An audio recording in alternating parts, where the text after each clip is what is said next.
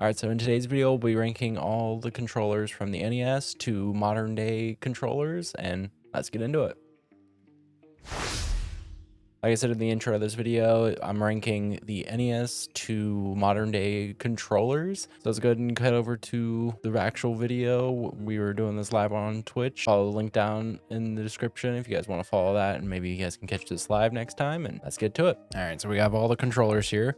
And we're gonna go ahead and start in order. I don't usually jump around. I might jump around a little bit because I see one of these where I didn't actually use it ever. So or at least I don't remember using it. So I'll tie this one in with the original one as I've never used it. But start with the Switch Joy-Cons. Okay, so the Switch Joy-Cons are kind of mid-tier. I'm gonna have to put them in B, and I just don't like how bad they are to use outside of just connected to the Switch. When they're connected to the Switch, you know, A tier probably. They're not the best. You have to add a lot to the Switch to make it comfortable with the Joy-Cons. So I'm gonna put those B tier. I might actually move them C tier. I think I'm gonna go C tier. Yeah, I'm gonna go C tier. They're not very good. I don't like the directional pad. The D-pad is not actually like a pad. It's more just buttons. And I get that because you want to use them like individual controllers, but for the most part, I don't ever try to use the Joy-Cons unless I'm in handheld mode and I have a grip and I have to add a bunch to it to make it very good. So I'm gonna go C tier, middle of the road. There's a lot worse. They're not listed here, obviously, but there's a lot worse. All right, so pretty much everybody says this is S tier controller, and I just don't think it is. I'm gonna have to say A tier. So the Xbox 360 controller, I never really used it. I didn't play a lot of 360, so I don't really have that many experiences with it. Yeah, I don't have an experience with it. I think that it's great. It's definitely the basis of the Xbox One controller, which I really like. I think Xbox is probably the biggest one on here to actually liking most of their controllers. Just on looks, I don't think I would like this controller, so I'm gonna put it A tier. I could put it S tier because of the other controller, which I'll move to S tier. So I never used is it called the Duke controller? I think it's called the Duke controller. So I never really used it. And so I'm gonna put it A tier because I never used it, but I did use, like, I don't know what they call this one, Xbox S controller. I'm not exactly sure. I don't know what they call this one. I enjoyed using this a lot.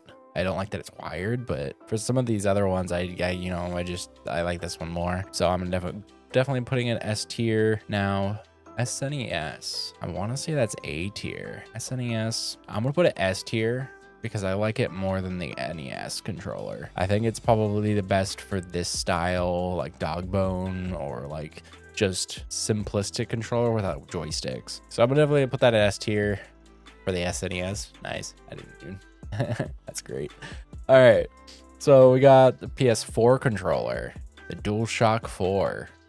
I'm gonna put it A tier. It's really comfortable. It's really amazing. The battery life is what kills it for me. I don't like how small the battery life is, and it just gets worse. I realize the DualSense isn't on here that I see. Yeah, the DualSense isn't on here, but that would be probably an A or a B tier controller because the battery life kills it, and the triggers are kind of bad. It's just gimmicky. Looks like it's up to PS4, Xbox One era. That's what it seems like this tier list is up to. Doesn't have the series or the DualSense, and that's okay because the series one isn't much different than the Xbox One one, and then the DualSense is about the same as the DualShock 4, so it's not too bad there. All right, so Sega Saturn. See, I haven't ever really played a lot of Sega Saturn. All I remember is Knights.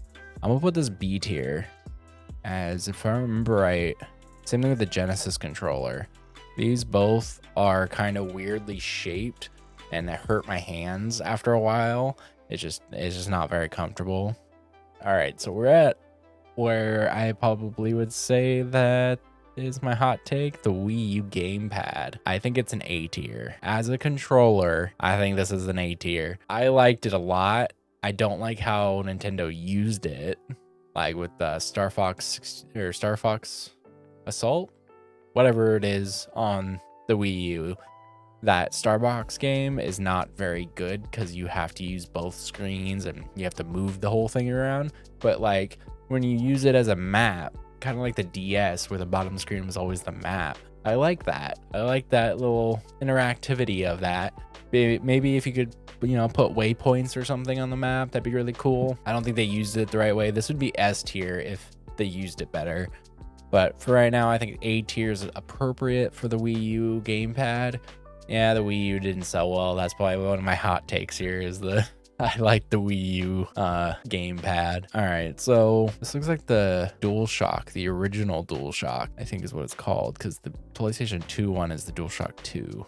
So this is the one I use the most. I don't think I ever used this original one on the PlayStation 1 ever until the PlayStation 1 Classic came out, and then I got it, and I didn't even realize that there was a controller without it. I'm gonna put this A tier because I love the DualShock series of controllers. 1 and 2 are probably my favorite. Maybe it's nostalgia, but I feel like they got worse with 3 and 4. So I'm gonna put that as S tier, as well as the Switch Pro controller. I really like the Switch Pro controller.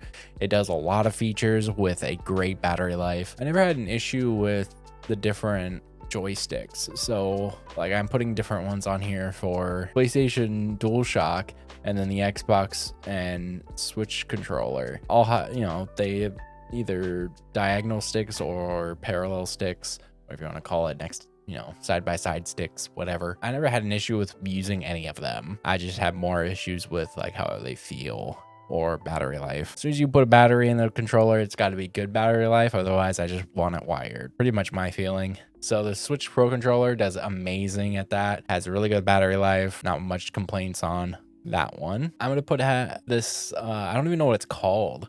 PlayStation 1 controller.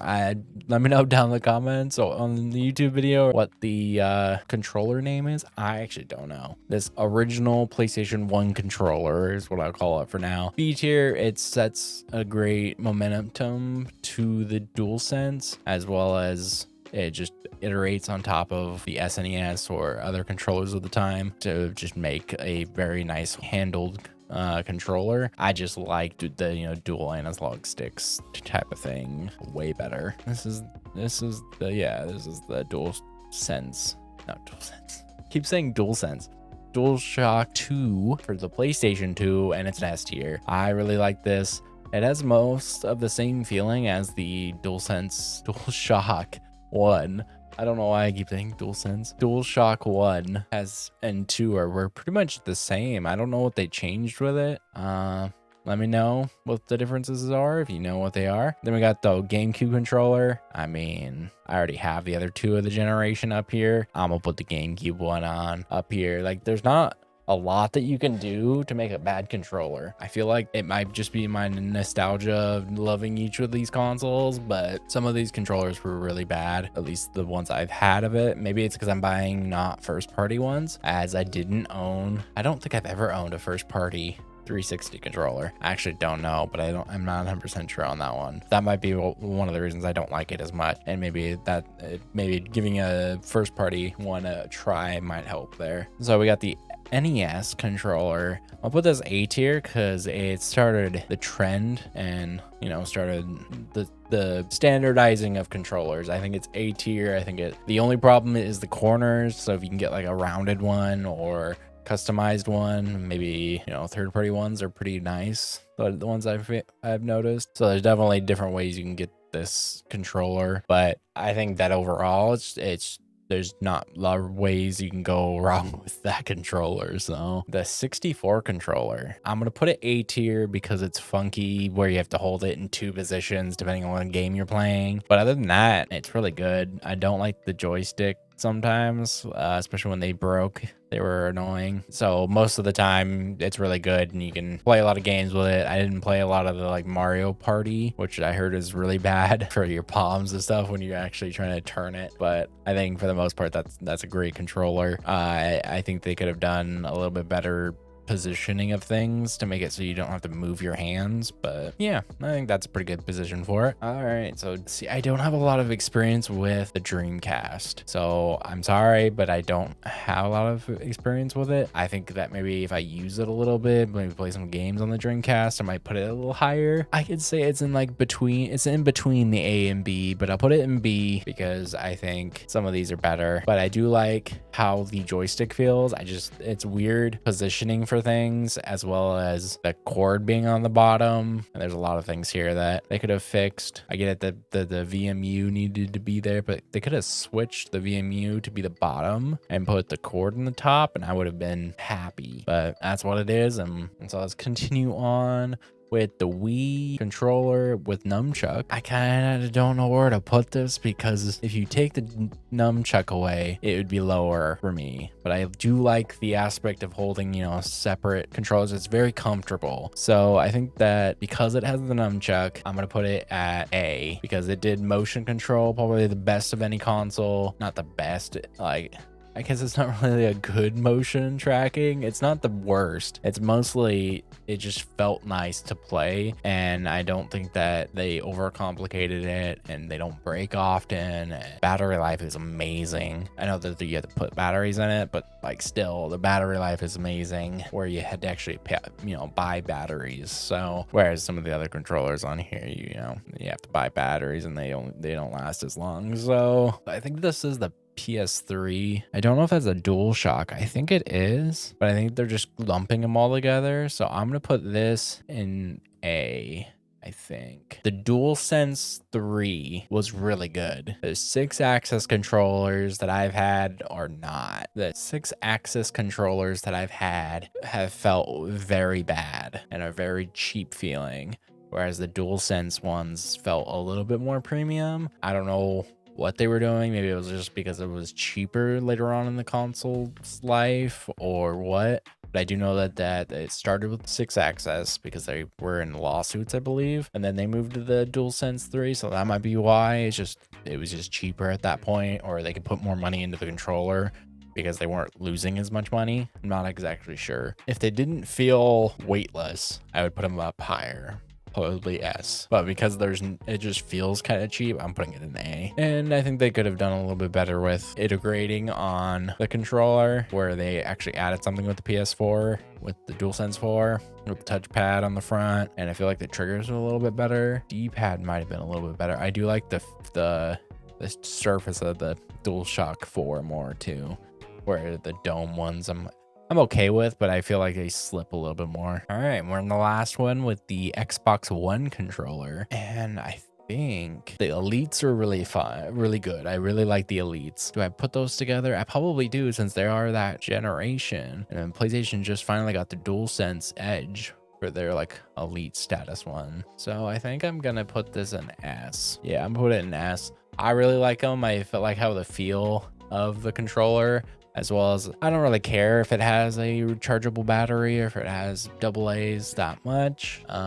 I do like that they give us options, whereas some of the PS4 ones don't have options of making it better because they're just built in. But yeah, so I think that this is a pretty good one. All right, so this is the tier list. Everybody's is gonna be different. This has got a lot of to do with what consoles I've played the most, as well as what I like more than others. I think the Wii U one is going to be a hot take for some people. I don't think everybody's going to agree with that one for me. I think that the controller itself was really good, and they could have just done better with the software side, but the controller I really liked. That's true on most of these. Either the controller just felt bad for the Genesis ones. I didn't like long-term gaming with it, or the battery life sucked. And so why they're lower than they could have been with the DualShocks 3 and 4. Could have been higher if they just either better battery life or felt better. The PS4 one felt good, but the PS3 one didn't. There's not a lot to say about the Joy-Cons, because by themselves, I guess you can put them in that controller thing, but I still don't like it. It feels too narrow. So I